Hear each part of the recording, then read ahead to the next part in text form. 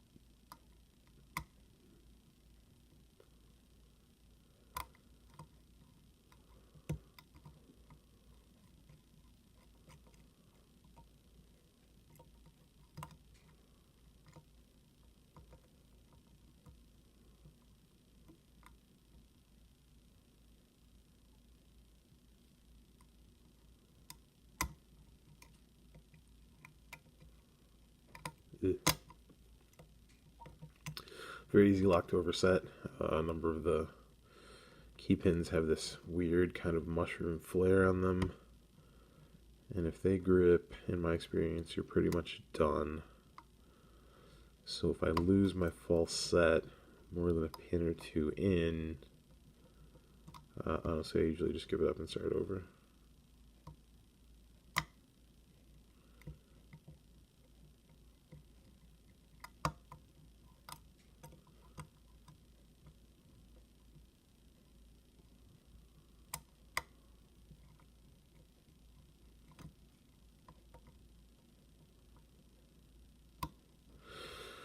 This one's important that you're kind of torquing on the wrench a little bit occasionally, not only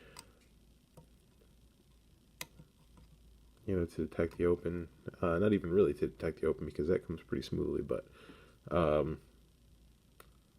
just hitting down the wrench kind of seems to clear the water quite a bit on this lock. It kind of sets everything, and you'll get tension and counter rotation in places you weren't getting it before. More than any lock that I've seen, I would say.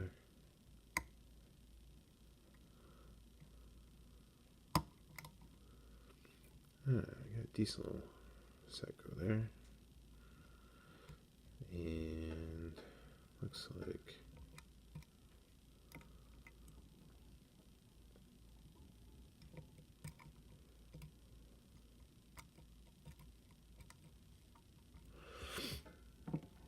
pin one is binding, and it's a pretty deep one here. So I'm going to use the big guy.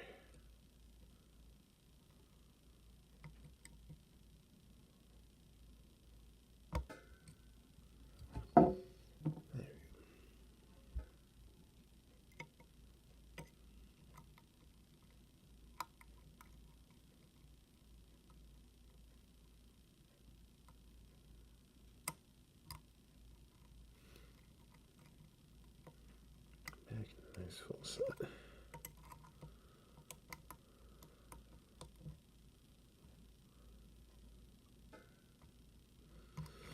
Alright, so now I'm getting counter rotation on pin 5. There's a little bit bigger black flag pick. And this is really the sink or swim moment here. It's a very deep cut pin. I've almost got to bring it back to the shear line to set this spool. So basically either you force it through and make it, or you overset, or you drop pins.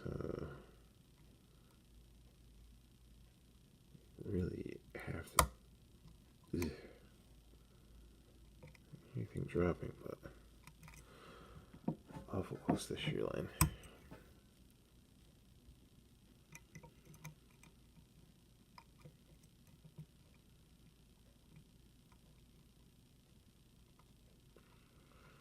Maybe I'll touch something and open up that false set again. That'd be pretty cool.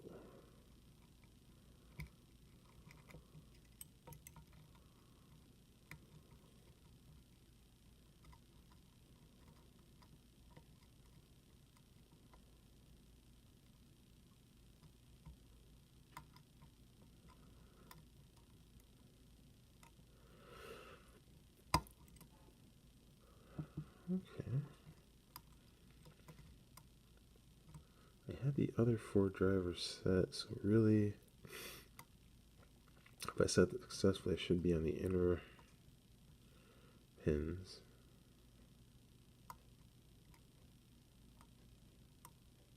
And the outer drivers set, that is to say.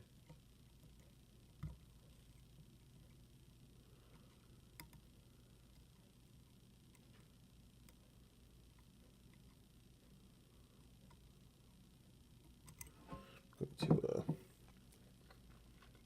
the bigger black flag, try and catch those inner drivers if that's what we're on.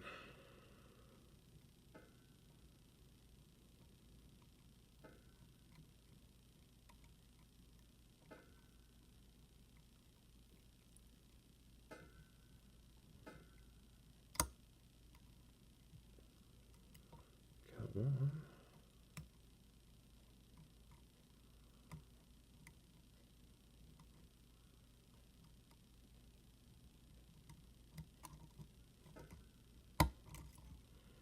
Hey. And we're open. In just 7 minutes.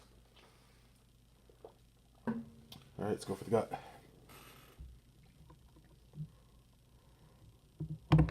First,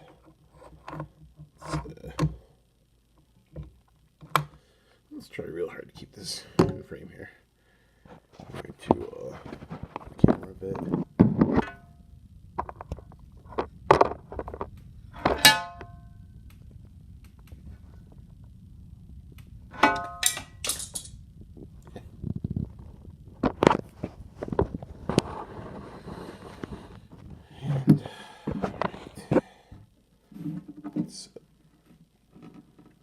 Scoot out,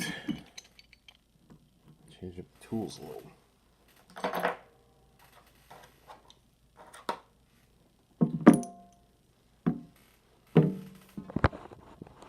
Okay, we are open. Let's lock that back up.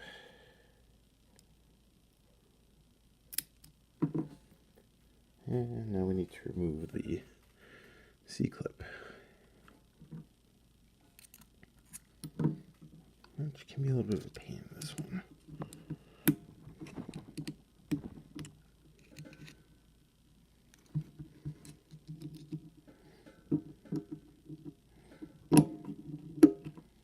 Here we go. Okay. So what I did here, concentrate here for a second. Got about like that. What I did here is remove the other half of this lock so that just pass follower through rather than using a segmented follower or cutting the lock in half.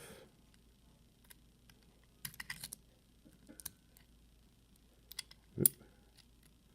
Key pins are this way. Oh, I've dropped a driver there. Alright, well, let's take a look inside the plug. Looks like it might have nagged one of those springs on the way out.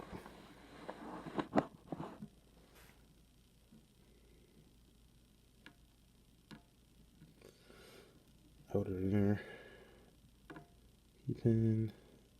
Both come together there and there.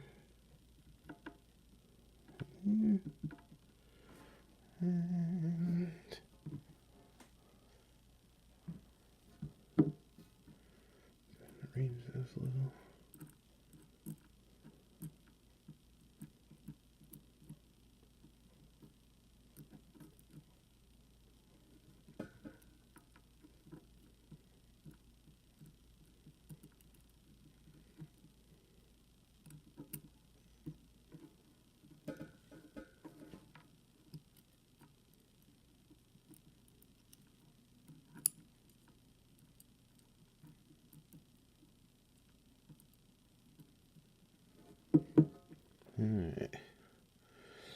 And let's see what we got going on here.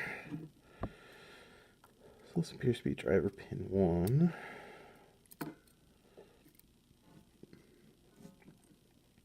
And a spring. Which hopefully I can... Oh, that's not too bad. Actually, that's fine.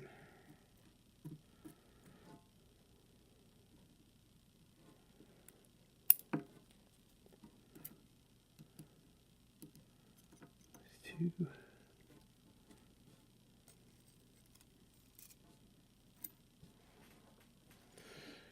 Spring.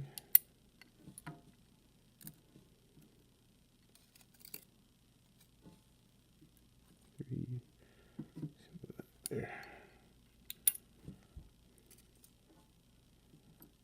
4.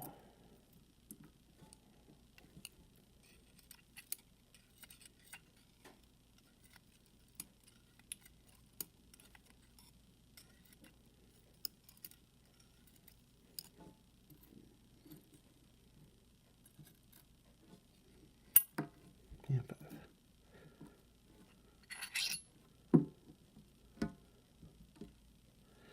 And more spring. Alright.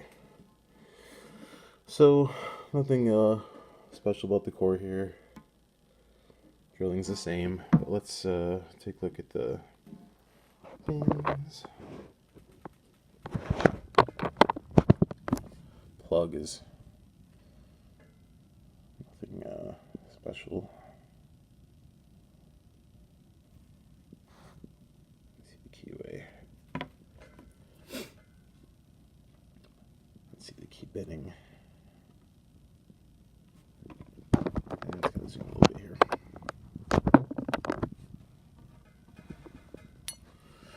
So just to poke around this a little bit. Looks like we've got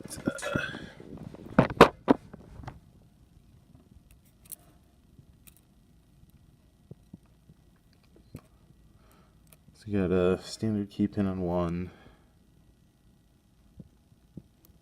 All of these key inner pins appear to have 1 serration on the end meeting the shear line. 2, 3, and 4 seem to be kind of mushroomy pins with a nasty little lip on them. All of the drivers except for 2 appear to be spools, and all of the inner drivers appear to be not just serrated. If I can get a focus here.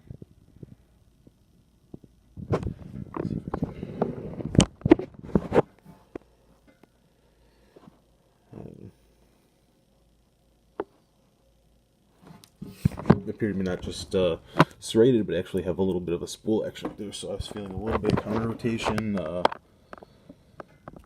little bit deeper set, a little bit trickier to handle. But that's it. That's Mul-t-lock Classic. Thanks for watching and have a good day.